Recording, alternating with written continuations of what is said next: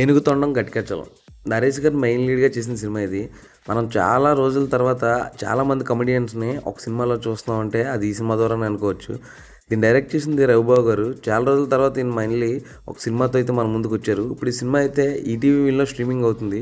అసలు ఈ సినిమా ఎలా ఉందో ఇప్పుడు ఈ రివ్యూలో అయితే చూసేద్దాం. దానికంటే ముందు ఎవరైతే మన ఛానల్ ఫస్ట్ టైం చూస్తున్నారో వాళ్ళైతే వెంటనే సబ్స్క్రైబ్ చేసుకోవడం మర్చిపోకండి. ఇక లేట్ చేయకుండా రివ్యూలోకి అయితే వెళ్ళిపోదాం. ముందుగా ఈ సినిమా కథ కోసం మాట్లాడుకుందాం. నరేష్ ఒక రిటైర్డ్ ఎంప్లాయీ.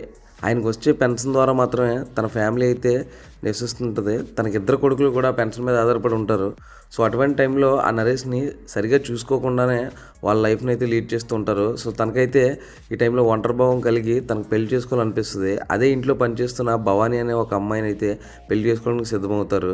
సో ఇంతకీ ఆ పెళ్లి చేసుకున్నారా లేదా, ఒకవేళ పెళ్లి చేసుకుంటే ఏమైంది ఆ తర్వాత అనేదే ఈ సినిమాలో ఉన్న సింపుల్ కథ. ఈ సినిమాలో ఫస్ట్ హాఫ్ అయితే కొంచెం పర్లేదు బాగానే అనిపించింది. సెకండ్ హాఫ్ వచ్చేసరికి సేమ్ రిపీటెడ్ సీన్స్ చూసిన ఫీలింగ్ అయితే నాకు అనిపించింది. బేసిక్గా రవిబాబు గారి సినిమాలు చూసిన వాళ్ళందరికీ మాత్రం ఈ సినిమా పర్లేదు, ఓకే, కంబ్యాక్ అనిపించవచ్చు, కొంచెం పర్లేదు అని చెప్పేసి. బట్ ఎవరైతే ఆయన సినిమాలను ఇప్పటివరకు చూసుంటారో వాళ్ళకి మాత్రం ఒక బిలో యావరేజ్ సినిమాగానే అనిపిస్తుంది. అంతకు మించి గొప్పగా ఈ సినిమాలో కామెడీ అయితే ఎక్కువగా పండలేదు. అక్కడక్కడ నవ్వులు అయితే మాత్రం బాగానే వర్కౌట్ అయినవి. బట్ సినిమా త్రూ అవుట్ మొత్తం కామెడీ ఉంటే బాగుండేది.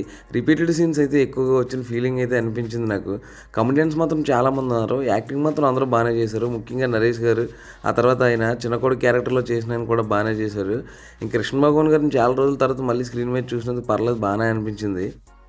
అలాగే వర్షిని కూడా నరేష్ గారికి వైఫ్ క్యారెక్టర్లో బాగానే చేసింది. తను కూడా ఓవరాల్గా వాళ్ళ పర్ఫార్మెన్స్లు సినిమాకి తగ్గట్టే ఉన్నాయి. బట్ సినిమా ఇంకొంచెం కామెడీ ఎక్కువగా రాసుకోవాల్సింది, రిపీటెడ్ సీన్స్ లేకుండా ఉండాల్సింది.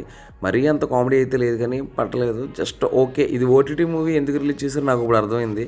ఇలాంటి సినిమా థియేటర్ కన్నా ఓటీటీకి కరెక్ట్. పర్లేదు, వీకెండ్ మాత్రం ఖాళీగా ఉంటే ఒకసారి ఈ సినిమా అయితే ట్రై చేయండి ఫ్యామిలీతో కలిసి. నేనైతే ఈ సినిమా ఒక బిలో యావరేజ్ సినిమాగా ఫీల్ అవుతున్నాను. మీరు కనుక ఈ సినిమా చూస్తే ఏం ఫీల్ అవుతారో కామెంట్ చేసింది. అలాగే మరిన్ని ఇలాంటి మూవీ రివ్యూస్ కోసం, సినిమా అప్డేట్స్ కోసం సబ్స్క్రైబ్ చేసుకోండి మూవీ మ్యాన్. Thank you.